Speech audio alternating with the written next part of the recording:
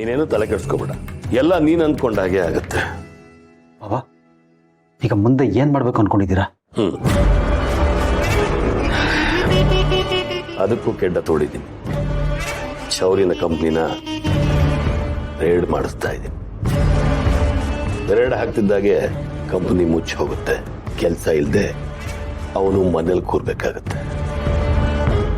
ಅವನ ಮಾನ ಮರ್ಯಾದೆ, ಅವನು ಗಳಿಸಿರೋ ಹೆಸರು ಇದೆಲ್ಲ ಬೀದಿ ಪಾಲಾಗತ್ತೆ.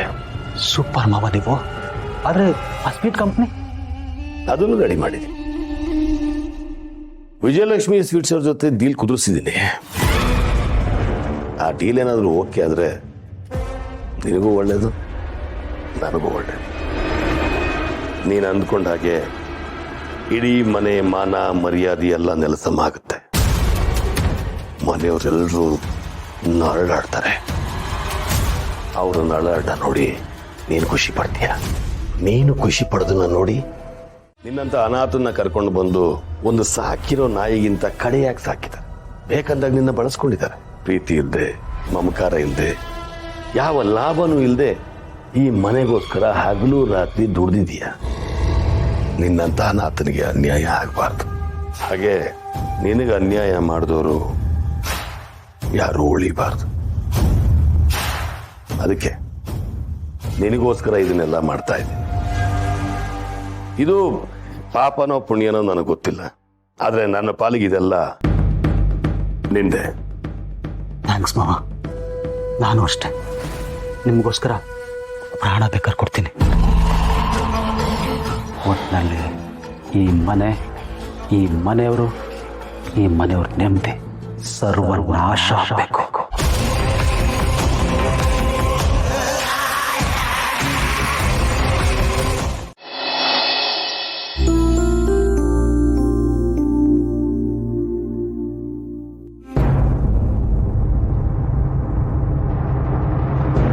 ಶೌರ್ಯ, ಶೌರ್ಯ, ಇದೇನಾ ಇಲ್ಲಿ ಬಂದ್ ಮಲಗಿದ್ಯಾ? ಅದು ನನ್ನ ರೂಮ್ನಲ್ಲಿ. ನನಗೆ ನನ್ನ ರೂಮಲ್ಲಿ ನಿದ್ದೆ ಬಂದಿಲ್ಲಪ್ಪ, ಅದಕ್ಕೆ ಇಲ್ಲಿ ಬಂದು ಮಲಗ್ದೆ. ಯಾಕೋ ಅಂತದ್ದೇನಾಯ್ತು?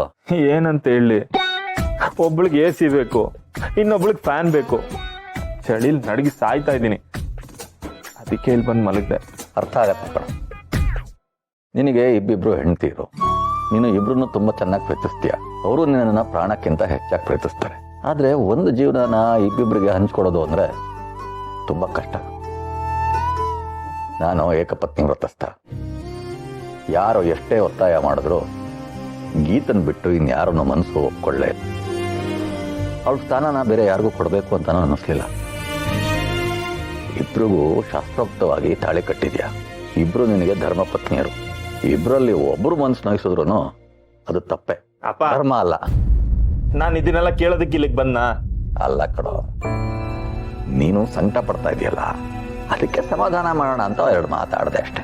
ನಾನು ಇಲ್ಲಿ ಬಂದಿದ್ದು ನಿದ್ದೆ ಮಾಡೋದಕ್ಕೆ, ನಿಮ್ ಸಮಾಧಾನ ಕೇಳೋದಿಕ್ಕಲ್ಲ. ನಾನು ಕೊಡ್ತೀನಿ.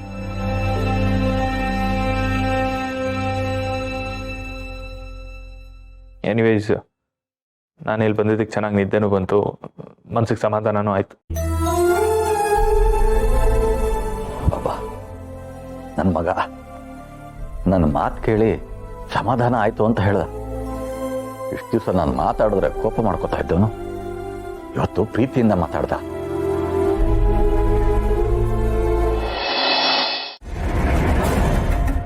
ಹೀಗಿದ್ರೆ ನಡೆಯಲ್ಲ.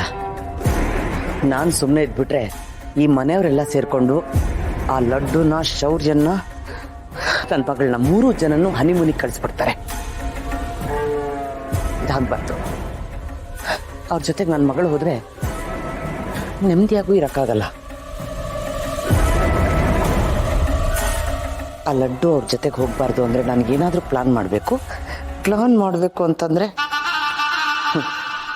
ಹಳೆ ಸೀರಿಯಲ್ಗಳೇ ನನಗೆ ಸ್ಫೂರ್ತಿ ಆಗಬೇಕು. ಆ ಲಡ್ಡು ನನ್ನ ಮಗಳ ಜೀವನದಲ್ಲಿ ಕಾಲಿಡಬಾರ್ದು ಅಂದ್ರೆ ಅವಳು ಕಾಲ್ ಮುರಿಬೇಕು.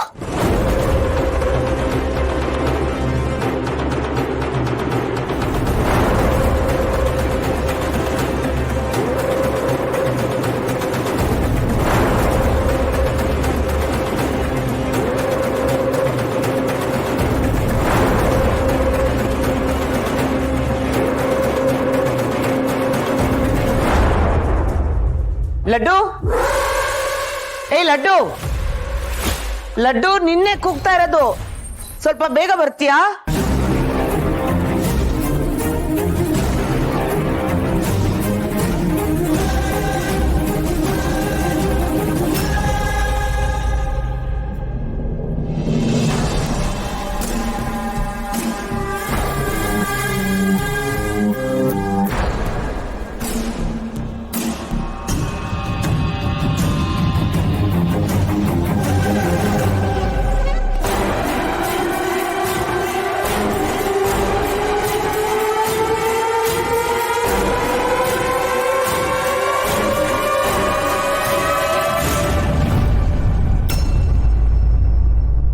ನೂರು ನೂರು ಸಾರಿ ಕಣ್ಣು ಕಣ್ಣು ಸೇರಿ ಹೃದಯ ಬಿತ್ತು ಜಾರಿ ಅಯ್ಯೋ ಶಿವನೇ